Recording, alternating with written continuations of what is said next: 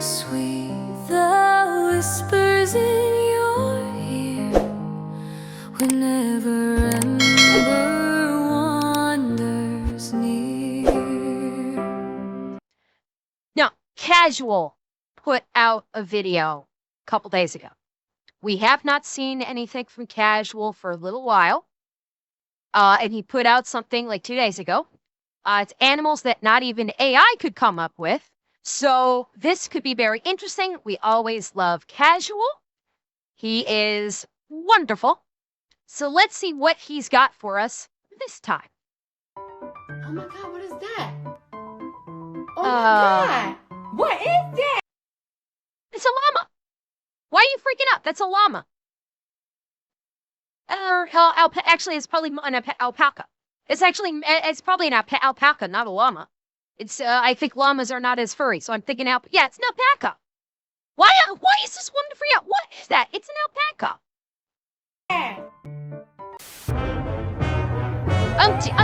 Unfuck me. This is what happens when you try to make a sequel without paying respect to the source material. Nature clearly tried to recreate the biological box office hit that was a giraffe, but on a budget. The result is an animal that 100% spawned a cryptid myth or 6. If the tall one's a giraffe, then this is a rough draft. We don't talk about That was good. Oh, that was good. Oh, that was good, Casual. That A+. I unfortunately he lost it before he could finish the joke, but that was an A+ joke right there. Gerenuks enough, and we really should, because explaining this animal to the wrong people in the wrong times would have been cause to have you lobotomized. And you know they're not AI, because Gerenuks can go their entire lives without drinking water. Well, technically anybody can, but getting moisture from leaves and shoots means Gerenuks can live a full life without ever sipping water. Allen Iverson could never. You know what huskies look like after getting shaved? Well, Gerenuks look like an alpaca with alopecia, while also looking like a kangaroo doing a handstand. Go ahead, pause the video and squint, you'll see it eventually. But the Gerenuk is a gazelle, with its closest relative likely being the one you think of when you hear the word gazelle. Gerenuks are built different, literally structured abnormally. If you didn't know any better, you'd assume you saw something that rhymes with wind soccer. And the pose makes me think they inspired the freak deer that folded Finn from Adventure Time. But of course, the most uncanny feature is that pinhead. Nature had to give them buns of steel and iron quads just to act as a counterbalance. Why they didn't just give them a normal head? Well, that is beyond our comprehension. It is nice to know an animal built like a Wendigo still has decorum. I defy you to tell me this isn't a male Gerenuk holding down a branch for his girl. Ain't nothing artificial about this intelligence, some stuff is just universal. There's really nothing like a Gerenuk, but there's a distant relative of theirs that's arguably more mythical. The Saiga looks like Narnia in the face, and that's saying something because I never watched Narnia. But that the fuck? This looks like a troll's head on a goat body. Look at this. Tell me this doesn't look like a troll. Yeah, do you guys remember when we watched the movie Troll Hunter? During movie night, remember when we watched Troll Hunter? Tell me this doesn't look like a troll head. Huh? A troll's head on a goat body.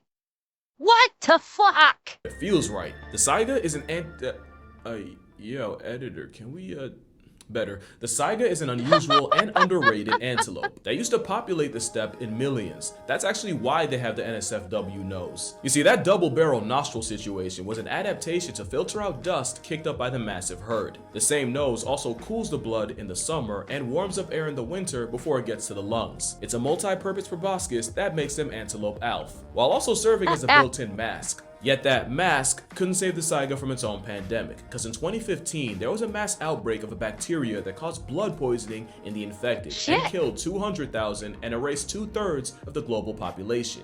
But the Star Wars Extra has made a comeback, with their numbers rebounding from less than 40,000 in 2005 to today over 4 million, with Kazakhstan ecologists estimating that they'll hit over 5 million by 2030. Thank the powers that play for that. That's a just comeback. Imagine showing somebody this picture of an extinct animal and being like, yeah, this was taken all the way back in 2015.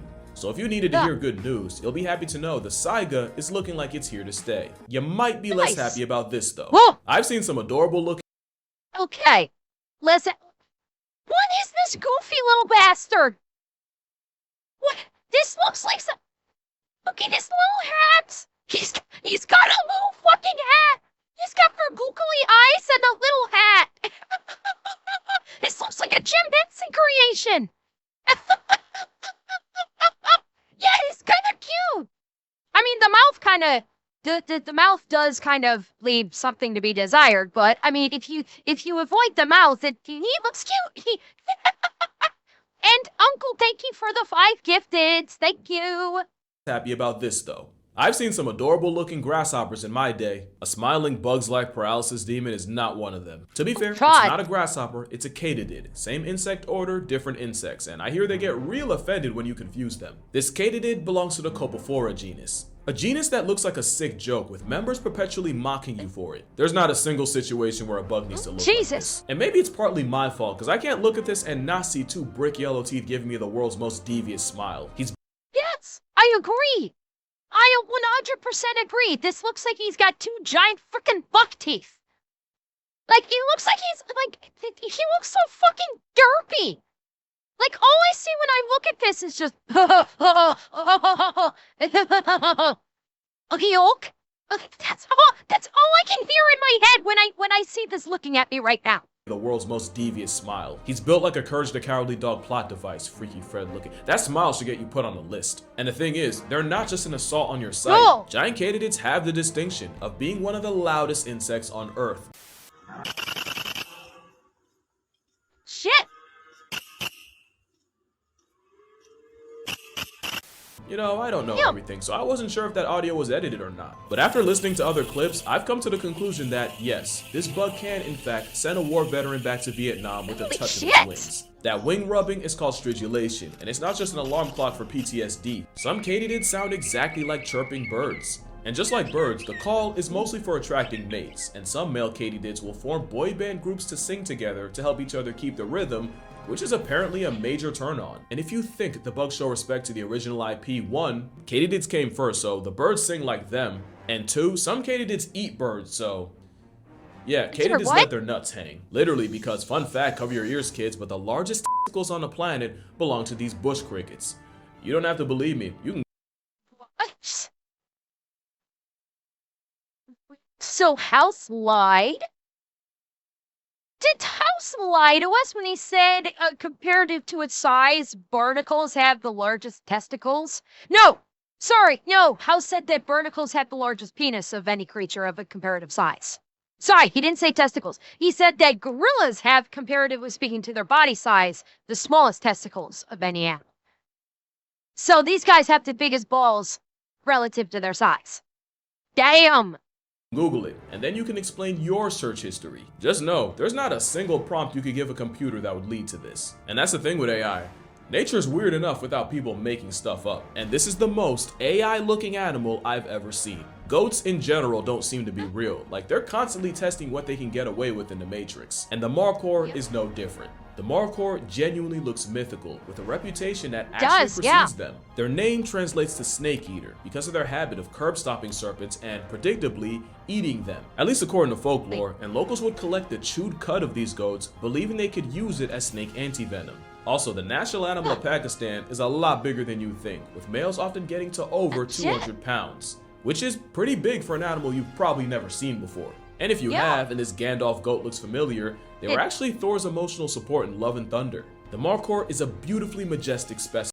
Okay, well, the real life ones look a hell of a lot better than whatever those CGI monstrosities were in Love and Thunder. Like, these things look awesome. These things look really freaking cool. Like, with the front from the spiral horns to this thick, luxurious coat. Looks like something from Skyrim. Yeah, it kind of, like, this does look like it would be in a fantasy game. They look awesome. Which is funny because if we were ducks, I'd literally have to censor that. Male Markhors use those iconic horns to battle cliffside for females. That and they were created the day nature's ice cream machine came in. Whether it's them allegedly landscaping the snake population, their cinematic fights to the death, or just Markhor parkour, you gotta admit, this goat has more aura than anything an algorithm could come up with. Now this goat, holy f. What the actual fuck?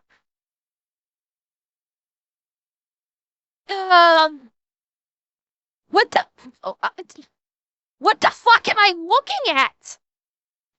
What is with this nightmare fuel of a fucking head? Yeah, SCP goat. Oh my god. What the hell? Holy freaks. Now, I think every animal's beautiful in its own way, but that starts to change once people start playing God. And boy, did we play God with this goat. We ruined them just like we did the powder pigeon. Wait, hold on. Okay, we're on goats, but what the hell is this? What the fuck am I? This is a pigeon? Okay, someone needs to stop feeding Grok designer drugs. I swear to God, this can't be real. This cannot be real. This must have been a confused Grok gen right here. This can't be fucking real. We fully pugged a goat, and weirdly enough, Damascus goats look almost normal as kids, only to get Pearl Harbored by puberty. They say for every ugly mug, there's at least Good question. Excellent question. one who'll defend it. So I'm still waiting for someone to defend the animal. Literally, That right there. Oh my, that looks like a Jim Henson creature. This looks like something out of Dark Crystal. I swear to fucking God, this looks like an animal that you would have seen in Dark fucking Crystal. Like between the shaggy coat and the face. Tell me I'm wrong. Like, yeah, either Dark Crystal or Labyrinth. They're both Jim Henson. They're both Jim Henson. Like, but tell me that this animal would not look out of place in either fucking movie. What the fuck? As Cusco's karma.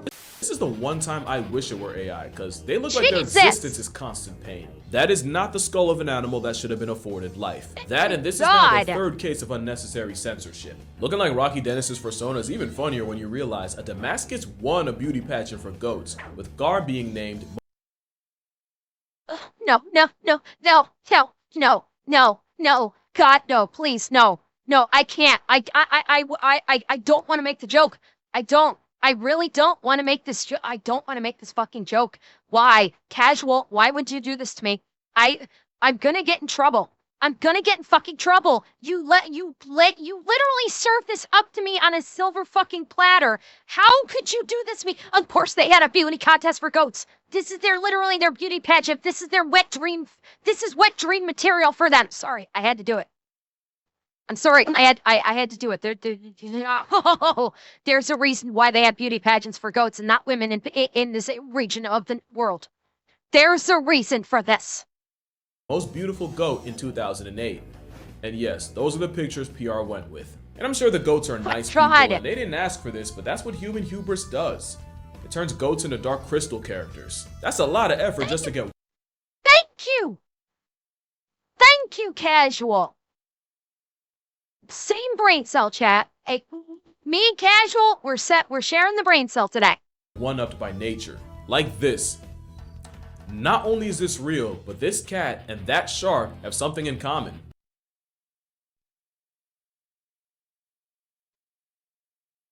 What? When did Mike from Monsters, Inc. make the transition from Pixar into the real world? Are you gay? A cat and a shark, apparently. What are we doing? What is happening? What the fuck is happening right now? When did Mike Wazowski make what door did he find to bring into our world? What is happening right now? I see you all have questions, and I'm gonna get to them, starting with the biggest one. Why do you know the things that you know? You should have been asking yourself that after I brought up bush cricket cojones. People ask me how I know so much about animals and even why I'm so into them in the first place, and I don't know, but the answer is likely undiagnosed and very undermedicated. It's really nothing for me to spend hours, even days, going down the rabbit hole of my fixation of the week. It's when it's time to sit down and make the video and retrace the rabbit hole. Yeah, I waste a lot of time that way. That's why I feel pretty good about today's sponsor, Opera. Don't touch the mouse. Now, see, that's actually the problem. We're in an attention recession. Luckily, Opera can help with that. Opera's a web browser with features I honestly wish I had around in college. Features like Tab Islands. Tab Islands lets you group your tabs by theme or project. And if you're one of those coordinate the colors of your folders based on the class students, you'll appreciate Tab Islands letting you do the same. By the way, we can agree, math is red, science is green, and English is blue, right? Right? But my favorite is tab traces, because we've all been there, sitting in front of a screen with 20, 30, I think my career high is like 46 tabs open at once. And when I'm retracing my internet steps, tab traces are like breadcrumbs, because the darker the underscore of a tab, the more recently you visited that tab. That feature has saved me hours. There's also split screen where you can have 4 tabs visible at once. I usually just do 2, but if you can make 4 work, all power to you. But 4 is good for when there's a breaking story and I want to cross-reference multiple articles. Now, music's important to me because often while I'm researching and especially writing, I'm listening to the exact song I plan on playing in that video. And with the player feature, you can detach the music and float it around to control it without clicking back and forth and speed bumping your workflow. So whether you're a student, creator, or just chronically online, there's at least something for you on this browser. The link will be in the description if you want to see for yourself. Shout out to Opera for sponsoring this video, but more so, shout out to Opera for sponsoring my recreational rabbit hole habit, because this was one hell of a rabbit hole to go down. God, You are yes. looking at a rare albino cyclops found inside the stomach of a pregnant dusky shark. He looks like a petrified Agent Plecky from Lilo and Stitch. Actually, no, he looks like one of those disgustingly hyper-realistic frames from SpongeBob. You know exactly what I'm talking about. This deformed fetus is a Shit, result he's not of wrong. one of the freakiest defects in nature. Damn it. Holoprosencephaly is a rare condition where the brain of a developing embryo fails to separate into 2 distinct halves, instead forming one mass. Obviously, this causes a laundry list of problems, and psychoplia means one eye gets stuck right in the middle. It's the same condition afflicting this kitten. Unfortunately, this condition has been Wow. described as being incompatible with life, which is a really dramatic way of saying you're basically born in past tense. But the weirdest Yeah. part is HPE is caused by a mutation in the Sonic the Hedgehog gene. Don't laugh, I'm serious. In the early stages, No. it's this gene and the Sonic the Hedgehog protein that separates the eye field into 2 separate eyes. I'm gonna get stuck on this. There's literally a gene called the Sonic the Hedgehog gene. Some scientist spent way too much time on Sega as a kid. And maybe that's why the Speed Freak has 1 eye with 2 pupils. Oh god, I'm sorry, take it back. Oh, also humans can get holoprosencephaly too. I'm just not putting those pictures anywhere near this video. But yeah, the shark's real, but incredibly rare. That's not its base form. Not like this though. This is platypus levels of nonsense. The star-nosed mole. Yeah, I mean that's a mole. There's nothing. We've Form. we've Not seen. like I'm sure many of us have seen the star-nosed mole plenty of times on various Animal Planet shows. It's like, yeah, I've seen the star-nosed mole plenty of times. It's like, it's kind of fascinating because like the nose of the star-nosed mole, like each of these tendrils has got like, I think like 1 million touch receptors in it. Like the star-nosed mole's touch receptors on its nose is like one of the most heightened in the world. It can literally it's Taz will probably say it, but they are like they can detect like microparticles of just about anything, and they can detect vibrations in the soil, which allows them for like tracking of prey for a significant distance away. It's like it's really fucking impressive, just like how sensitive this mole's nose is. It's like he'll get into it in detail, but it's really impressive. This is platypus levels of nonsense. The star-nosed mole is proof that people will let nature get away with anything so long as it's small enough, and so long as it spends most of its natural life underground. The mole looks like it sneezed while constipated and prolapsed from the other end, and those 22 facial flesh fingers or tendrils are freakishly sensitive. Where your hand has 17,000 touch receptors, Starfish Face has 100,000 on its nose, 100,000. making it the most sensitive touch organ in the animal kingdom. It's so sensitive, Cthulhu's pet can decide whether or not something's food in 8 milliseconds, and actually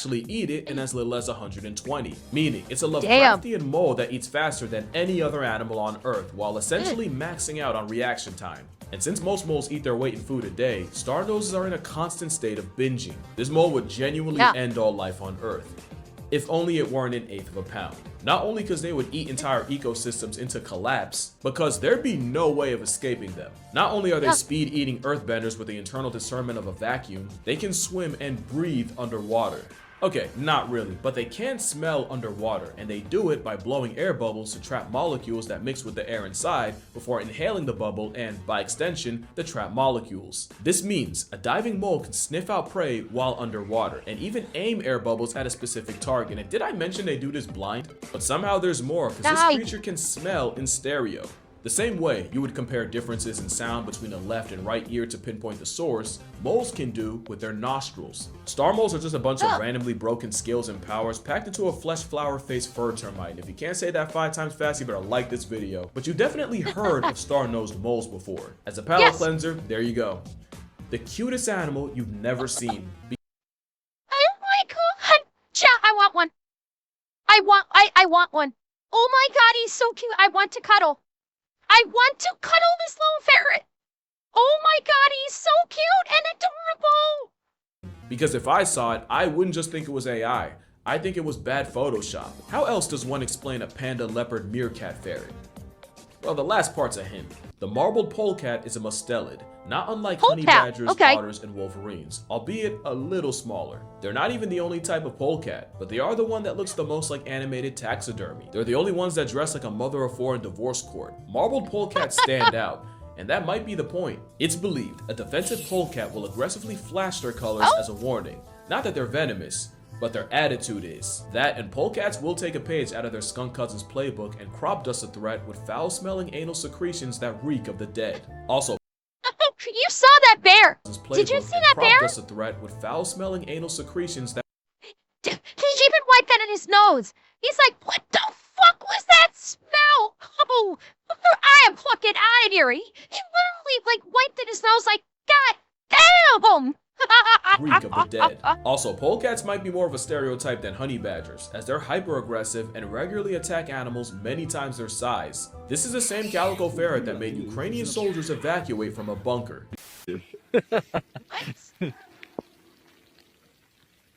Як його витягнути, бля? Uh-oh. Так понятно, що він зараз працює. Damn! Ох, бля, диви, він хоче напасти. Shit! You know how insane you have to be to bite the ground out of frustration? Someone tells Zigzagoo and it ain't that serious? Well, considering the loaded skunk shot, it actually might be. And on the topic of smell, last but not least... What?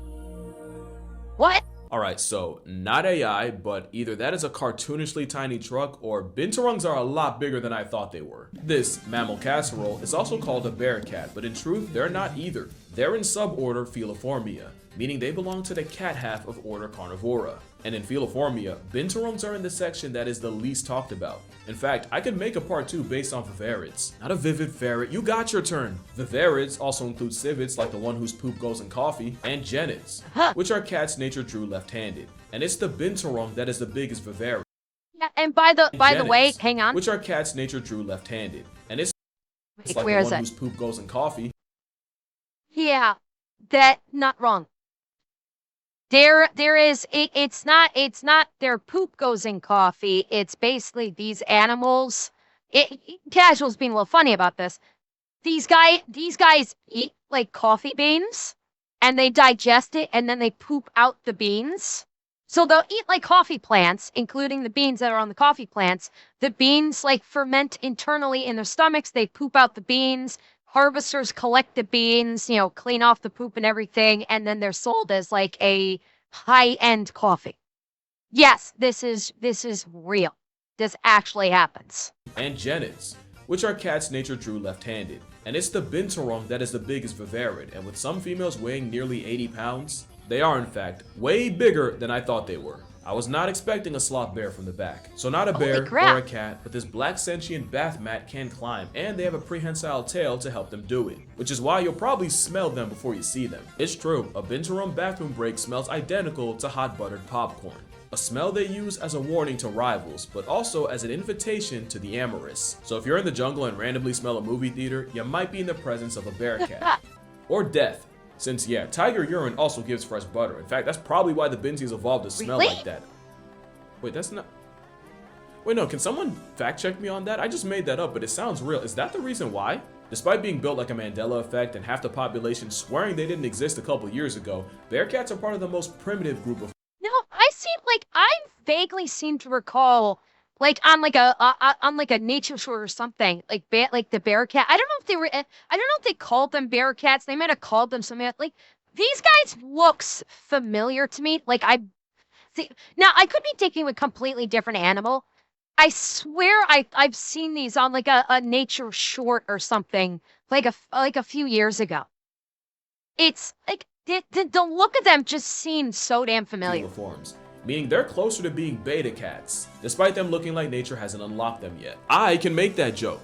I've earned it. Just a chuckling, tree-climbing Frito warrior. They also smell like Fritos. Raccoon, monkey, lemur, bear hybrid that can procrastinate and postpone pregnancy until the outsides are favorable. Also, the babies are called binlets, and I like that. And that's gonna do it for this video. I definitely left some animals off, so if this gets, I'm greedy, 220k likes, I'll do a part 2. But until then, drink water, hug your mother. Remember, reality will always mock fiction, and I'm gonna see y'all in the next one. Oh, look, he's so cute! Oh, he's so cute! Oh, that was great! Those were some freaky ass, and some of them are freaky ass animals. I swear to God, I have to wonder if they've been around for a while, if those actually were, like some of those were the inspiration for like some filmmakers like Jim Henson and whatnot. I swear to God, like that, like the one goat that had the giant schnoz on it, that looked almost identical to like some of the trolls that they had in Troll Hunter. I swear to God, I have to wonder if that's maybe where they got inspiration from. It's like it's crazy. It's crazy and very interesting. I love it.